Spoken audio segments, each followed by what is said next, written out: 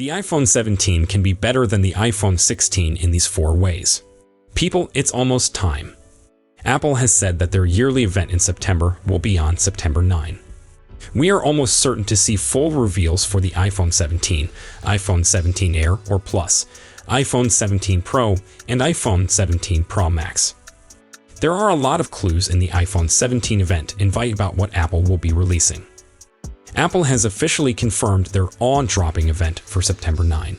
This is when we'll get to see the iPhone 17 lineup for the first time.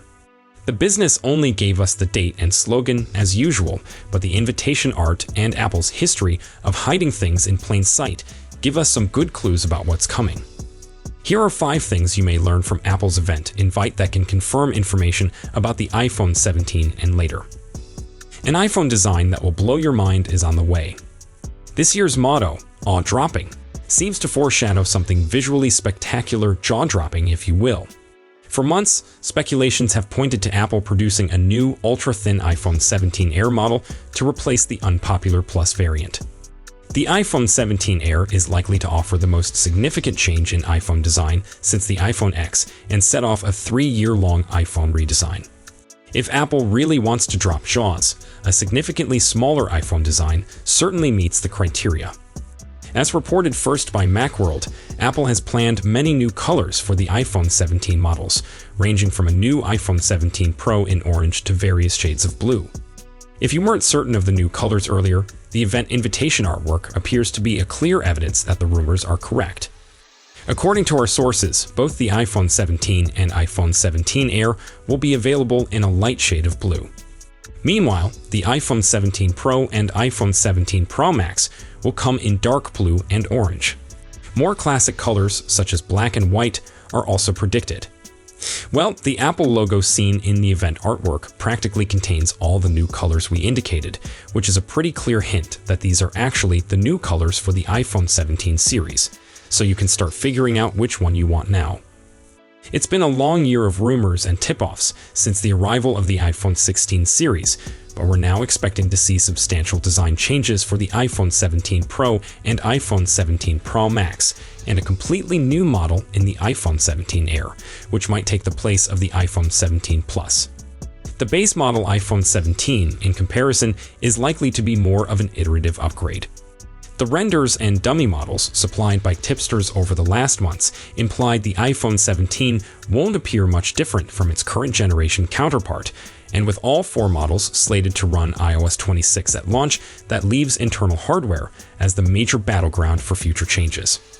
The iPhone 16 was a terrific phone on release, and is a great phone now. It's the most pro-base model iPhone in years, and introduces great new features like the action button and camera control capacitive button. But there are still things that Apple might improve. So, without further ado, here are the 4 ways the iPhone 17 can improve on the iPhone 16. 1. ProMotion display. We've talked about the refresh rate of the standard iPhone's display so many times in the past few years that I've actually lost count. But just in case anyone in Cupertino is seeing this, the iPhone 16's 60Hz panel is outdated, embarrassing, and a stain on the reputation of an otherwise excellent handset. This poor refresh rate, which refers to how quickly the screen updates the visible image, is the main reason I recommend the iPhone 16 Pro over the iPhone 16, and while I'm sure this very fact has made Apple lots of profit, it really is time to move on. A phone that costs $799 should launch with a high refresh rate display. If Apple doesn't want to offer its base model iPhone with its variable refresh rate ProMotion technology, it could at least suit it with a fixed 120Hz display. 60Hz displays haven't been standard on flagship phones for at least 5 years, and even the most cheapest phones on the market regularly reach 90Hz or 120Hz. 60Hz phone screens belong in the past. Scratch that, 60Hz phone displays belong in the trash. There's simply no reason to pack the iPhone 17 with such archaic tech, unless Apple wants to charge less than $200 for it, asterisk for recycling, obviously. 2. A speedier chipset. The iPhone 17 can score an easy win over the iPhone 16 by launching with a speedier chipset, and unlike the other entries on this list, this one's nearly likely to happen. I say virtually because Apple has launched 2 successive iPhones with the same processor previously. The iPhone 14 launched with the same A15 chipset as the iPhone 13, which sparked a bit of a fuss. Since the iPhone 14, though, the iPhone has seen a succession of significant performance increases, which gives me faith that the iPhone 17 could get a similar bump. The iPhone 17's chipset will probably be designated the A19, though we don't know how much more powerful this will be than the iPhone 16's A18. The A18 was 30% faster than the iPhone 15 A17 chipset. An improvement of similar proportions would be spectacular, but with how well the A18 performs, even a 10% jump would be nice. 3. Double-digit RAM capacity. The iPhone 16 has 8 gigs of RAM, plenty for a good bit of multitasking and enough for Apple Intelligence to work, but honestly not that much compared to other present-day flagships. For example, the Samsung Galaxy S25 and Google Pixel 10 both come with 12 gigs of RAM, which gives that extra bit of versatility for AI and in-depth multitasking. Apple is renowned for optimization and the tight integration of iOS with iPhone hardware, but at some point the quantity of silicon in a phone is going to make a difference to performance. There's not much more to it, I just want to see a greater number on the spec sheet. Apple is slipping behind in the AI race, so having the hardware headroom for Apple Intelligence to grow into might give some peace of mind there. 4. Fast charging. iPhones have smaller batteries than their Android counterparts, but that doesn't matter. Apple has demonstrated time and time again that it can optimize its devices well enough to endure a full day's use, no matter its actual capacity. What the iPhone 16 does lack is really fast charging. Apple doesn't reveal power draw data for its phones, but it's generally understood that the iPhone 16 charges at a maximum pull of roughly 20 watt, which is slow compared to rival flagships. For reference, the Galaxy S25 charges with 27 watt of juice, while the Pixel 10 handles 45 watt. Looking east, we can discover Chinese-made flagships like Xiaomi, Oppo, and Honor that charge with anywhere from 80 watt to 100 watt of power usage.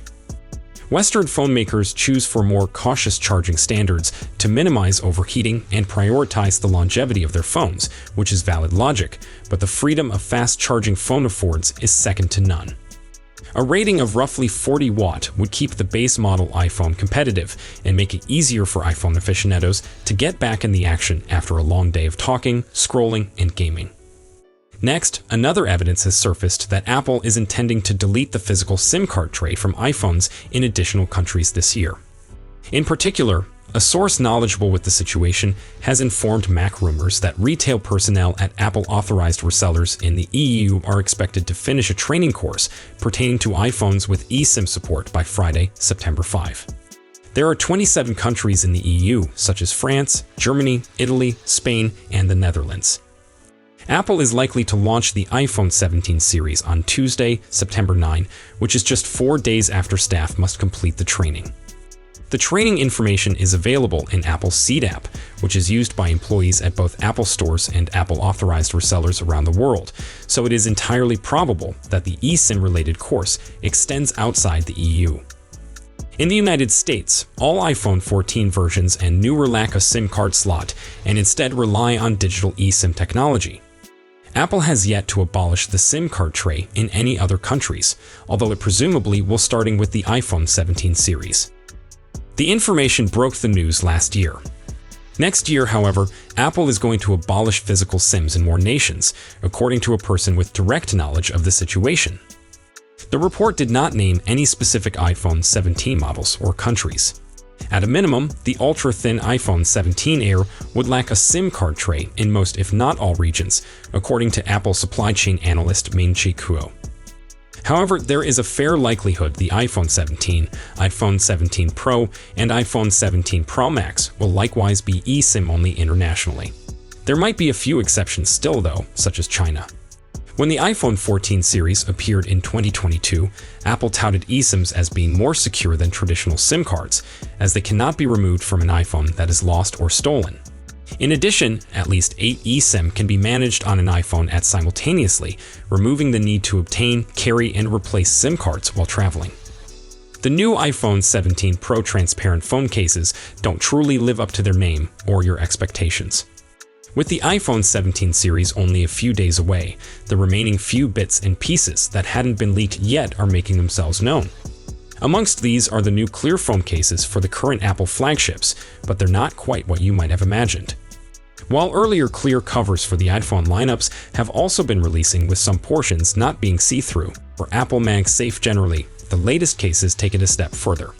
According to a new last-minute leak, this year's clear foam cases for the Pro models really feature a significantly sized part that's not transparent. While I would have typically given this a pass, these situations really shouldn't be marketed as clear cases, in my opinion. With such a huge part of the case being solid white, there's virtually any clear areas in these clear cases.